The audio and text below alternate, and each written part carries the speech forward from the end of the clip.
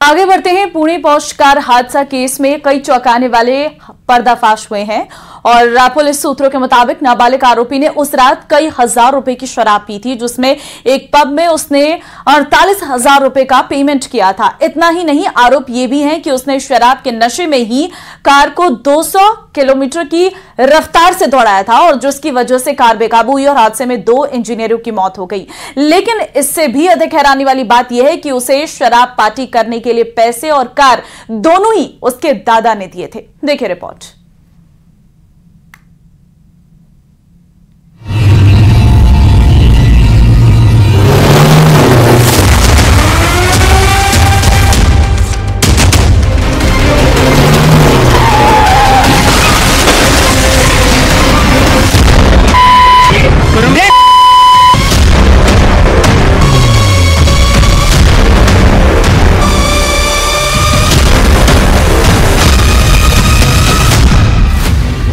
पुणे के drunk and drive case में हो रहे खुलासों से एक बार फिर ये साफ हो गया है कि सिस्टम बिकता है।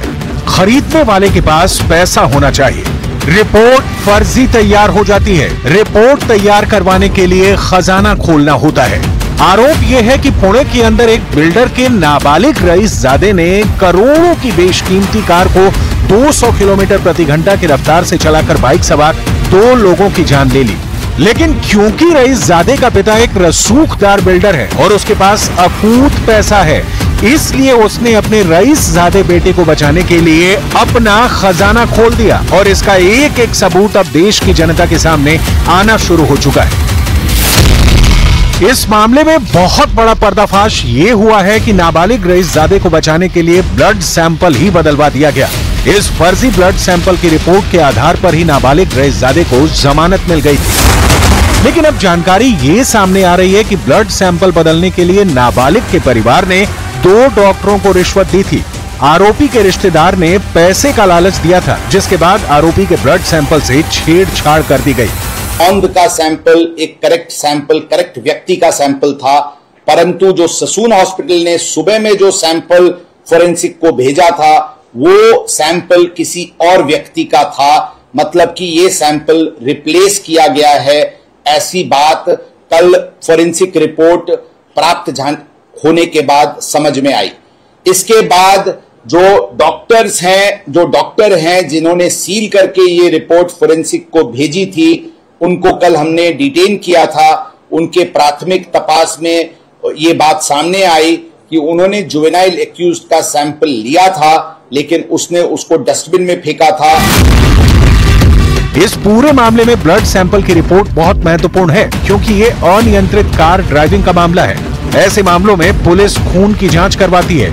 इससे ये पता चल जाता है कि खून में अल्कोहल मिला या नहीं, आरोपी ने शराब पी है या नहीं। अगर शराब के नशे में ड्राइविंग साबित होती है तो इससे जांच में आरोपी के खिलाफ पुख्ता सबूत मिल जाता है। लेकिन केस को कमजोर करने के लिए ही नाबालिग रईसजादे के परिवार ने डॉक्टरों को रिश्वत देकर रिपोर्ट ही बदलवा दी। ये कैसी विडंबना है कि इस मामले में पुलिस सूत्र ही बता रहे हैं कि हादसे वाली रात रईसजादे ने कई हजार रुपए की शराब पी थी और एक पब के अंदर उसने 48,000 रुपए का पेमेंट किया था। यानी जो आरोपी 48,000 की शराब अपने दोस्तों के साथ पी गया, उसके ब्लड सैंपल की रिपोर्ट में कहीं भी अल्कोहल आया ही नहीं और ये फर्जी रिपोर्ट पैसे के दम पर बनवाई गई थी। इस मामले में क्राइम ब्रांच ने बहुत ही सख्त कार्रवाई शुरू कर दी है। 2 डॉक्टरों को गिरफ्तार कर लिया गया। एक का नाम डॉक्टर अजय तावड़े और दूसरे का नाम हरि हरनोर है। ये दोनों ही ससून अस्पताल में फॉरेंसिक लैब के हेड हैं। पुलिस ने पूछताछ के बाद इनको गिरफ्तार कर लिया है।